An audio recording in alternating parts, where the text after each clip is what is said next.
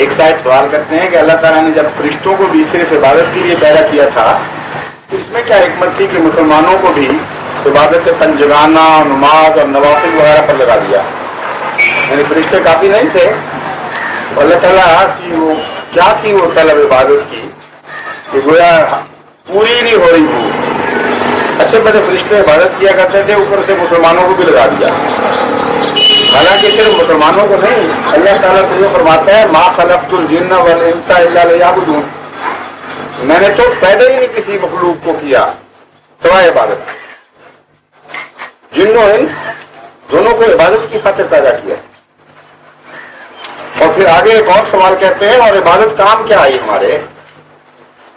عبادت کر کے وہ مار کھائی، کہتے ہیں گزشتہ صدیاں گواہ ہیں کہ جوں جوں نمازیں ہم نے پڑھی ذلیل و خواری ہوتے گئے، جو دعا مانگی نامقبول ہو، جو کوشش کی درگاندہ راہ ہو، درماندہ درگاہ، دھکے پڑے ہیں۔ کہتے ہیں دعا سکھائی اللہم نصرنا ونصرنا، غلط لکھا گیا ہے ونصرنا علی القوم الکافرین، یہ کہتے ہیں دعا سکھائی اور نتیجہ کیا نکالا کہ جب مسلمان لڑے ان کو مار پڑ گئی۔ تو ایک تو عبادت کا مقصد ہمیں سمجھ نہیں آتا کہ خدا تعالیٰ کی طلب ہی پوری نہیں ہو رہی، اوپر سے جنہوں نے بات مانی وہ مارے گئے۔ تو چھٹی کرو اس مصیبت سے، کیا فائدہ یہاں بیٹھے رہنے کا؟ بڑا دلچسپ سوال کسی نے خوب سجا کے پیش کیا ہے اپنی طرف سے، اور میں سمجھتا ہوں سندھ میں ایسے سوالات کے جوابات کی ضرورت ہے، کیونکہ سندھ کے خاص حالات کے پیش نظر جو یہاں سیاسی لحاظ سے بے اطمینانی اور بددلی پائی جاتی ہے، اس کو بعض بڑی قومیں دہریت میں تبدیل کرنے کی کوشش کر رہے ہیں اور عمداً مذہب سے متنفر کرنے کی کوشش کر رہے ہیں، اور اس کے مقابل پر ایک انتہائی احمقانہ کوشش یہ ہو رہی ہے کہ مذہب کے نام پر سیاست کو ٹھونسا جا رہا ہے، اور جس سیاست سے لوگ متنفر ہیں اس مذہب سے بھی متنفر ہو رہے ہیں۔ تو بڑے میاں چھوٹے میاں سبحان اللہ، غیروں نے تو کوشش کرنی تھی، اپنوں نے الٹا ان کی مدد شروع کر دی ہے۔ اس لیے مجھے تو بڑی سخت فکر ہوتی ہے یہاں کی نسلوں کے ایمان کی، کہ وہ بیچارے معصوم لوگ جو ہمارے طالب علم یہاں پڑھ رہے ہیں، ان کے ساتھ غیر طاقتیں ہی نہیں کھیل رہی صرف ان کے خیالات میں فساد پیدا کرنے کے لیے، بلکہ اپنے ان کی غیر طاقتوں کی مدد کر رہے ہیں۔ اس کے نتیجے میں ایسے سوال پیدا ہوتے ہیں۔ تو بہت ویلڈ سوال ہے، اس کا جواب چلو اگر تھوڑا سا زیادہ بھی وقت ہو تو میں سمجھتا ہوں پوری طرح ملنا چاہیے۔ پہلی بات تو یہ ہے کہ اللہ تعالیٰ نے جب اپنے عبادت کے لیے پیدا کیا تو ساتھ اور بھی آیات ہیں اور فرمودات نظمی ہیں جو اس مضمون پر روشنی ڈال رہے ہیں کہ عبادت کا مقصد کیا ہے۔ کیا نعوذ باللہ خدا تعالیٰ کی حرص ہے عبادت کروانے کی جو پوری نہیں ہو چکی؟ اللہ تعالیٰ دوسری جگہ فرماتا ہے کہ اگر تم میں سے کوئی بھی ایک وجود بھی خدا کی عبادت نہ کرے تو تب بھی مستغنی، اس کو پرواہ کوئی نہیں، تو فرق ہی کوئی نہیں پڑتا۔ تو صاف پتہ چلا کہ قرآن کریم کا جب یہ دعویٰ ہے کہ عبادت کے لیے پیدا کیا گیا تو اس عبادت کا فائدہ اللہ کو نہیں پہنچنا، اگر پہنچنا ہے تو آپ کو پہنچنا ہے، یہ تو قطعی بات ہے۔ اب سوال یہ ہے کہ عبادت ہوتی کیا ہے؟ جب تک آپ اس کو نہیں سمجھیں گے اس وقت تک عبادت کے فائدے کا مضمون واضح ہو ہی نہیں سکتا۔ عبادت عبد کا لفظ جو ہے اس کو مد نظر رکھیے، آپ کہتے ہیں غلام کو، اور غلام کا تصور یہ ہے کہ اس کا اپنا کچھ بھی نہ ہو، 100% ہر چیز مالک کی ہو جائے۔ اور عبد کا لفظ جب فعل میں بولا جاتا ہے اسی سے تعبدہ نکلتا ہے، اور تعبدہ کہتے ہیں کسی رستے پر اس طرح چلنا، جس رستے پر کسی کو چلایا جائے اس پر چلے اور پھر اس طرح چلے، اس میں گڑے ڈال دو، اس میں نشان قائم ہو جائے، یعنی خوب کوشش اور محنت سے اپنے معمول رستے پر چل پڑے۔ تو جب کہا جاتا ہے اللہ کی عبادت کرو تو مراد یہ ہے کہ خدا کی مرضی کے تابع ہو جاؤ، اسی میں تمہارا فائدہ ہے۔ جو اللہ تمہیں رنگ دینا چاہتا ہے اس رنگ کو اختیار کرو. اور ایک اور معنی عبادت کا یہ ہے کہ غلام اپنے آقا کی پیروی کرتا ہے، اس کے پیچھے چلتا ہے، ویسا ہونے کی کوشش کرتا ہے. تو اللہ تعالیٰ فرماتا ہے اگر میری صفات کو اختیار کرو گے تو تمہیں اس دنیا میں جنت نصیب ہو جائے گی. تو ان صفات کو کھول کر بیان کرتا ہے. چنانچہ وہ نماز جو ان صفات سے عاری کر دیتی ہے انسان کو، خدا تعالیٰ خود اس عبادت پر لعنت ڈالتا ہے. اور وہ عبادت جس سے بڑی نو انسان کو فائدہ نہ پہنچے، کیونکہ خدا تو کہتا ہے میرے فائدے کے لیے نہیں، تمہارے فائدے کے لیے. قرآن اس عبادت پر لعنتیں ڈالتا ہے. اس لیے صرف آپ کو لعنتیں ڈالنے کی ضرورت نہیں، خدا پہلے ہی لعنت ڈال چکا ہے.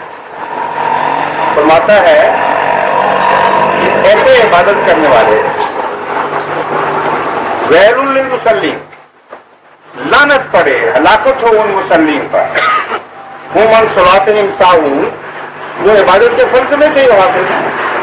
5 وقت اٹھتے ہیں، ٹکرے مارتے ہیں، مسجدوں میں اذانیں بھی دیتے ہیں، حاضر بھی ہو جاتے ہیں، لیکن عبادت کی روح سے بے خبر ہے. ان پر لعنت پڑے. فرماتا ہے کیوں؟ ان میں 2 باتیں کہتا ہے پیدا ہو جاتی ہیں. ایک دکھاوے، جراؤ، عبادت کرتے ہیں دکھاوے کے لیے اور متقی بننے کے لیے اور لوگوں کی نظر میں بزرگ کہلانے کی خاطر. اور ساری چیزوں جو زندگی کی ساری کوشش بزرگی دکھانے کے معنوں میں وقت ہو جاتی ہے. اللہ خدا قرآن فرماتا ہے اس عبادت کی جو خدا کو پرواہ کوئی نہیں. ایسی عبادت تمہیں پیارا نہیں بنائے گی اللہ کا، بلکہ تم پر لعنت ڈالے گی، تمہاری قوم کی کردار تباہ ہو جائے. ایسے مصنوعی دکھاوے والے لوگ جب لیڈر بن جاتے ہیں کسی قوم کے تو اس کو ہلاک کیا کرتے ہیں. دوسری صفت یہ بیان فرمائی کہ تم عبادتیں جو کر رہے ہو اور غریبوں کی پرواہ نہ کرو اور ان کے حقوق کی عبادت نہ کرو تو یہ عبادت بھی تم پر لعنت ڈالے.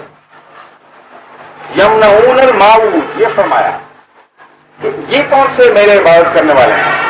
ایک طرف دکھاوا کرتے ہیں اور دوسری طرف غریبوں کو معمولی چیزوں کی بھی ضرورت پڑے، بڑی ضرورتیں بھی چھوڑو، ان سے بھی یہ کنجوسیاں کرتے ہیں اور ان کی ادنا ضروریات کا خیال بھی نہیں کرتے. تو فرمایا ہے یہ عبادت مجھے مقبول نہیں ہے. اگر قوم ایسی عبادت کرے گی تو اس پر لعنتیں پڑیں. بس یہ سوال قرآن کریم کی اس آیت کی تصدیق کر رہا ہے. جب مسلمانوں کی عبادتیں وہ تھیں جو حضرت محمد مصطفیٰ صلی اللہ علیہ وآلہ وسلم نے پڑھ کر دکھائیں اور آپ کے صحابہ ان پر قائم ہوئے، تو اس وقت تو یہ تنزل نہیں تھا جو آج دکھایا جا رہا ہے.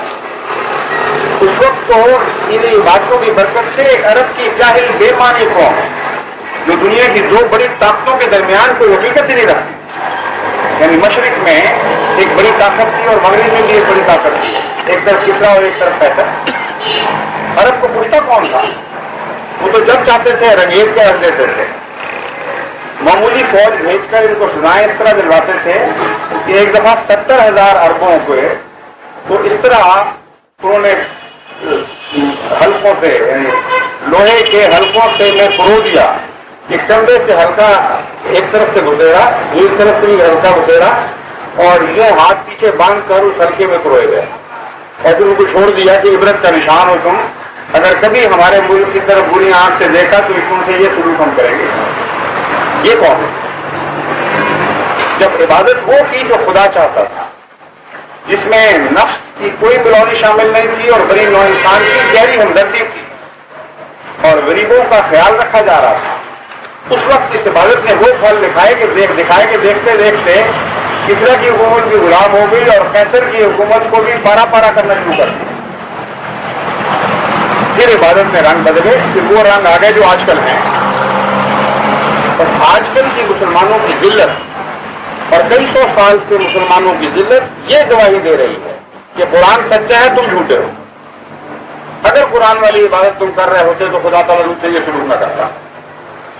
تو اسلام پر کیا الزام ہے؟ اپنے کردار کو دیکھیں، آپ نے رخ بدل لیا ہے، ظاہر پرستی ہو گئی ہے اور تقویٰ کا نام نہیں رہا. سوسائٹی گندی ہے، ظالم ہے، تباہ ہے، جھوٹی ہے، بد کردار ہے. یہ واقعات ہیں، یہ اکڑوے لگے یا میٹھے لگے، اس کے سوا اس وقت کوئی حقیقت نہیں.